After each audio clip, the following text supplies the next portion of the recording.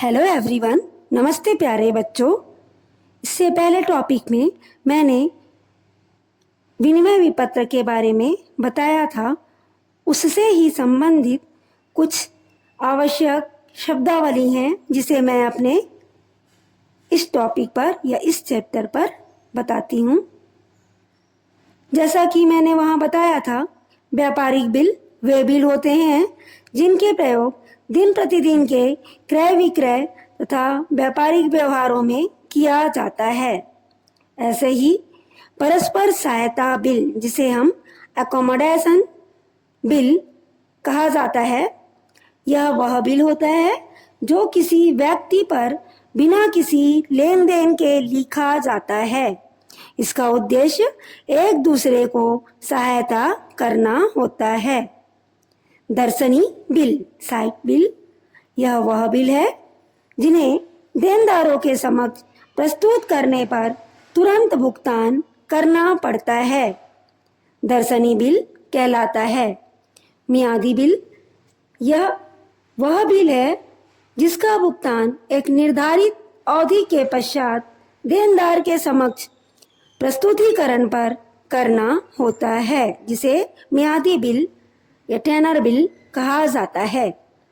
अब है वाहक बिल, बीरियर बिल।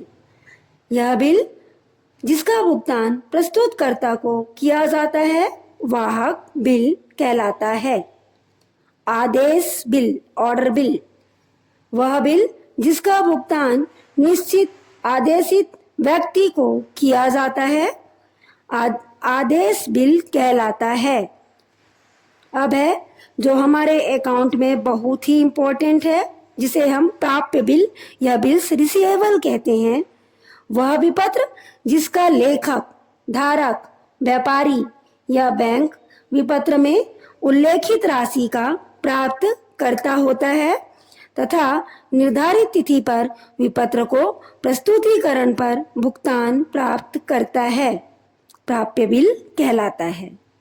देय बिल, जो व्यक्ति विलेख में लिखी गई राशि का भुगतान करने का वचन देता है उसे देय बिल कहा जाता है।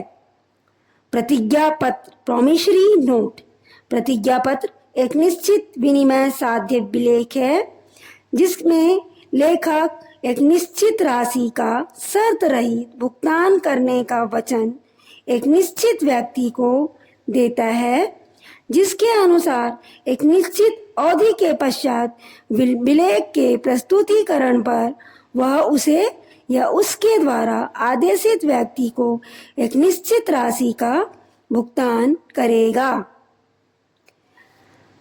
अनुग्रह दिवस, जिसे डेज ऑफ ग्रेस कहा जाता है, जब विपत्र में निर्धारित तिथि के बाद 3 दिन रियायत के दिन दिए जाते हैं, अर्थात जिस दिन भुगतान तिथि है उसके बाद 3 दिन कंसेशन के लिए दिए जाते हैं ताकि सुविधा हो सके।